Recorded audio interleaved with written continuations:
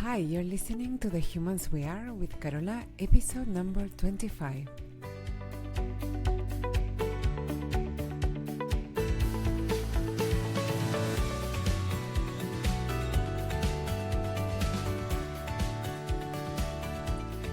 Hello, my humans. I hope you're doing amazing today. If you're new to the show, welcome.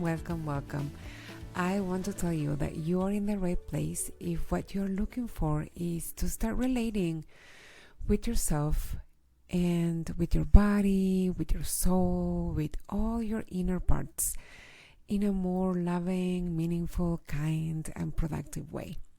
And if you're not new, welcome to another episode to The Humans We Are. Today, I wanted to talk about questions, about answers, and specifically the power of asking good questions and of answering your own questions yourself. I attended an event with Tony Robbins in 2017. I went to Day with Destiny in Palm Beach in Florida. And I remember very distinctively how hard it hit me when he said, the quality of your life depends on the quality of your questions. I had never thought of it that way before I heard him say that. Like most of us, I was just going through life asking haphazardly questions in varying degrees of awareness, and my questions weren't always very useful. Like, for example, I could ask some things about me as a human, like, why am I so? And then I would insert any negative quality, right?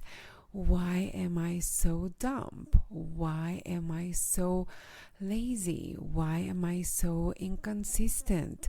Why am I so boring, so fat, so poor, so weak? Or I could also ask, why am I not cool enough, or good enough, or smart enough, or pretty enough, rich enough, assertive enough, attractive enough? I would also ask questions about what was possible or not possible for me that weren't helpful either. Like, for example, why can't I finish my assignments on time? Why can't I lose weight? Why can't I just forget about it? Why can't I just move on? Why can't I be normal? Why can't I finish what I start? So you get where I'm going, right? And this is the thing with human brains. They like to answer questions. They are always trying to answer and figure out things and solve for the problems that we pose to them. So whatever question you ask, it will try to give you possible answers. And sometimes this can be more subtle. Like, even if at surface level, your internal dialogue goes something like this. So, for example, why can't I finish what I start? Or why can't I finish my assignments on time? And the answer at surface level might be, I don't know why.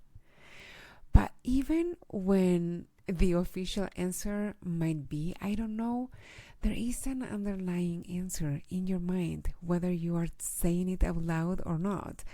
There is an underlying assumption that your mind is using to justify the thought that you are already believing, which is that you can't finish what you start, or that you can't finish on time, right?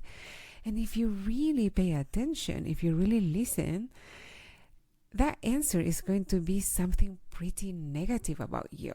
Like, you can't finish on time, or you don't finish what you start because you are irresponsible, because you are lazy, because you don't have what it takes, because you don't know enough, because you're worthless, or anything in that spectrum. And because we don't normally let those answers come to the surface, and also because if we believe them, if we consciously believe those answers, it would be very painful. So we push them down, but we are still in the back of our minds. We have them. You're still believing them, even if it's unconscious, when you don't let them surface, and therefore you can't challenge them. So we need to ask better questions. Like, for example, instead of asking, why can't I finish on time? You could ask, how could I finish on time? What is one thing that I could do differently that would make it easier for me to make progress in the time that I have allotted for this task? Or instead of asking, why am I so boring? You can ask, how can I have more fun? How can I let more fun into my life? Instead of asking, why am I not consistent enough? You can ask, how am I already consistent? How have I been consistent so far in the past? How can I use my consistency that I already have more frequently? I promise you, this works like magic. Even if you have been convinced that you are not consistent, for example, the moment that you ask yourself to find evidence that the opposite is also true, or has been true sometimes, you will see it immediately. Of course, you have been consistent in the past. The problem with bad questions is that they act like filters, and they only let you see the evidence that proves them true. But the moment you start asking better questions, you will start seeing the evidence of the contrary. Instead of asking, why can't I finish what I start? Ask, what have I finished in the past? You will find so many answers. It's crazy. And also ask, what is one step that I can take now to move me forward so that I can finish on time, or that I can finish this thing that I started? So you get the gist of it. Instead of asking your brain to justify why what you don't want is true, ask your brain how what you do want has been true already, so you're not starting from zero. So you are acknowledging the evidence that you already are further ahead than you're giving yourself credit for. And also ask your brain to get more of what you do want. So ask, how can I get this even more? How can I show consistency even more? How can I have even more fun? Your brain will try to help you. Now, after you're asking better questions, if you really want to take this to the next level, make sure to always answer your own questions proactively. Many times when my clients start shifting the quality of their questions, they kind of want to outsource the answers at the beginning. And we all do that. So I'm not saying this to make you feel bad if you've seen yourself doing it. So they will ask other people, including me. Again, if you have done this, don't feel bad. We all have done it. We are not taught to answer our own questions. And I have to say, at least as women, we are not taught to be self-affirming at all. We are taught rather the opposite, to ask for advice, to poll others. And this goes even for things that are very personal, like when we have to make a personal decision. We are not taught to trust our instinct, to trust our gut feelings, or to trust our reasoning. So we need to practice answering our own questions. What should I do? Am I doing a good job? Did I contribute enough? Was my presentation good? Do I know enough to apply for this new job? Am I capable of managing a bigger team? You have no idea how many times my clients bring these type of things to the sessions. And sometimes they don't ask it as a question. They will say, I don't know what I should do. I don't know if I'm doing a good enough job. I don't know if I am contributing enough. I don't know if my presentation was good enough. You see what I'm saying?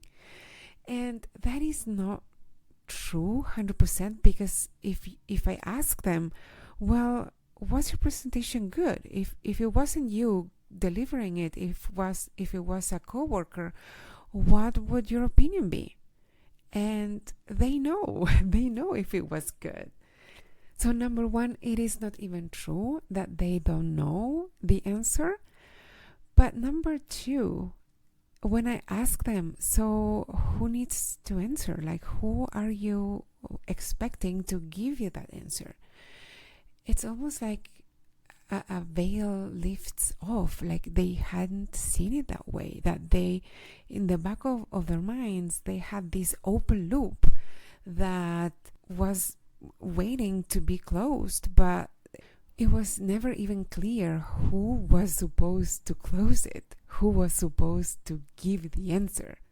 Now, let me be clear. I am not saying that you should never ask for advice or that you should never consider other people's perspectives and opinions. But your opinion is just as valid, if not more valid or more important in many scenarios. We make the mistake of asking others for their opinion and then take it as the truth.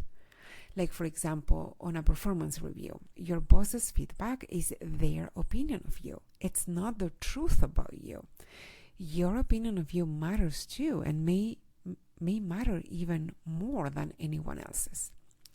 So the invitation today is to ask better questions and to practice always answering them yourself first. Will you accept it? I hope you will. If you would like to know about the different ways that you can get help from me besides this podcast, I am normally the most active on Instagram. So you can see what I post there, and I try to share useful content and also some fun things here and there. Those are the two ways in which you can get help for free. I also currently have two different ways that I work with clients so that you could get paid help for me. And if signing up for a consult, which is free by the way, but if signing up for that meeting on Zoom feels like too big of a step for you and you would like to find out more like general information first, I have a one-page document that describes what I offer, and you can access it directly at www.carolafuertes.com/offers or through the link in my bio on Instagram. If you don't have Instagram, just type what I just said. If you do have Instagram, go to my bio and it's the first link in there. And on Instagram, I am at FuertesCarola. I can't know if when you're listening to this, all of it is going to be the same as now, or if I will be offering one-on-one, or if I will have availability, but there you will for sure find the options that are currently available to work with me if that's what you like. If you'd like to support this show, please leave a rating and an honest review on Apple Podcasts or on Spotify. And of course, if you share directly this episode with someone you love, who you know or you believe will enjoy it or benefit from it, that's a super effective way to support the show and help it grow.